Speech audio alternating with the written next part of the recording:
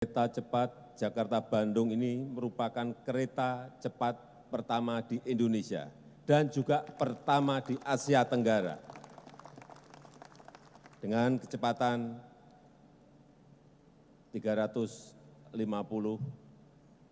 km per jam. Dan kereta cepat ini kita namakan WUSH, W-H-O-O-S-H, dibaca WUSH. Komisi Pemberantasan Korupsi atau KPK menemukan dugaan unsur korupsi pada proyek kereta cepat Jakarta-Bandung. Namun dugaan kebocoran uang negara bukan dalam proses operasional, melainkan proses pengadaan lahan. KPK menemukan dugaan markup dalam proses pengadaan lahan proyek kereta cepat Indonesia-China atau KCIC. Hal itu diungkapkan PLT Deputi Penindakan dan Eksekusi KPK, Asep Guntur Rahayu, yang menegaskan bahwa fokus penyelidikan bukan pada operasional proyek, melainkan pada dugaan tindak pidana korupsi dalam proses pembebasan lahan. Asep menegaskan bahwa operasional kereta cepat dapat terus berjalan, namun KPK mendalami adanya dugaan oknum yang memanfaatkan proyek strategis nasional itu untuk mengambil keuntungan tidak sah yang harus dikembalikan kepada negara. Modus korupsi yang didalami jelas Asep adalah penggelembungan harga tanah jauh di atas harga wajar. Misalnya harga 10 menjadi 100.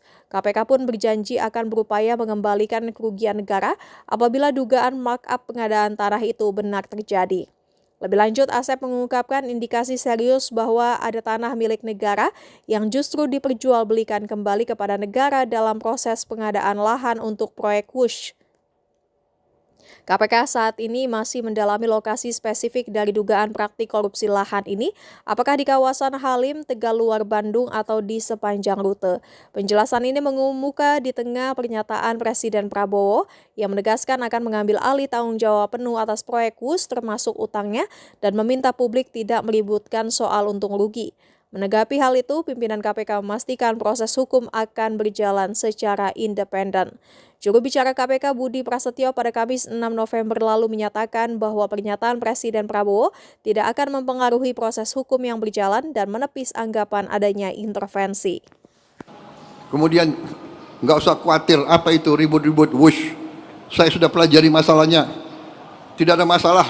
Saya tanggung jawab nanti WUSH itu semuanya. Indonesia bukan negara sembarangan. Kita hitung, nggak ada masalah itu, ya. Jadi PT KAI nggak usah khawatir, semuanya nggak usah khawatir. Rakyat, kita layani rakyat kita. Kita berjuang untuk rakyat kita. Teknologi, semua sarana itu tanggung jawab bersama, dan itu di ujungnya tanggung jawab Presiden Republik Indonesia. Jadi saya sekarang tanggung jawab WUSH. WUSH itu semua public transport di seluruh dunia itu jangan dihitung untung rugi enggak. Hitung manfaat enggak untuk rakyat. Di seluruh dunia begitu. Ini namanya public service obligation. Jangan lupa subscribe ya.